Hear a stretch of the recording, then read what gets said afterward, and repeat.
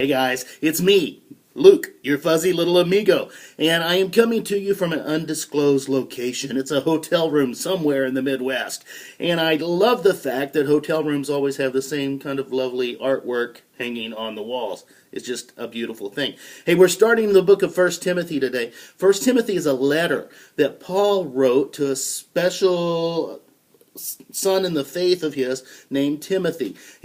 Paul was kind of Obi-Wan Kenobi. Timothy is Luke Skywalker. That's how he viewed him. Timothy is this young dude, and he's called to be a leader and called to be a pastor and called to lead the church, but he wrestles with a lot of fear and wrestles with a lot of insecurity. So Paul comes alongside him and writes him this letter that's really warm and fuzzy and tells him, just here's what I want you to do. Here's how I want you to view yourself. Here's how I want you to view God. Here's how I want you to view what you're supposed to do. And he kind of gives him mojo for the mission, because that's what he kind of needs. He just needs kind of a little kick in the pants and kind of some encouragement. And Paul views him as his son in the faith, so he's more than willing to do that.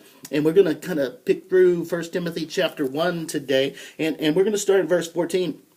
And he's writing to Timothy, and he says, "But he poured his grace over me, and I was flooded in an abundance of the grace and faith and love that only can be found in Jesus the Anointed." So Paul's kind of recounting his story, and he's telling him, here's who I was, and here's who I am, because I've been flooded by grace, because I have been captured by the grace of God. And then he says this, here's a statement worthy of trust. Jesus, the Anointed, the liberating King, came into the world to save sinners, and I am the worst of them. So Paul has been caught in this big, crazy flood of grace. He's been flooded by grace. He's never been the same. And we're the same way. If we've come to Jesus, if we're following him, we are drenched in grace. We are all sinners.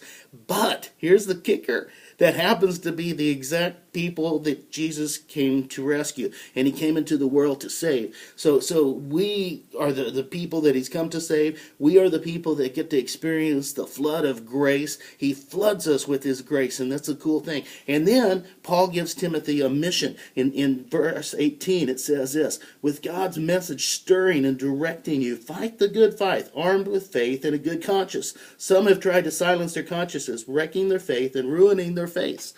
Okay, now he's telling him, you're stirred up. God's grace has flooded you. God's message stirs you and directs you. So go. Okay, here's your mission, should you choose to accept it. Here's the mojo you need for the mission, and just do it, because we've been flooded by grace. We've been drenched by holy love. We've been flooded by goodness and grace and love. And his message, God's word, stirs us up. It directs us. It tells us what to do. We've got mojo for the mission. God bless you guys. Giddy up.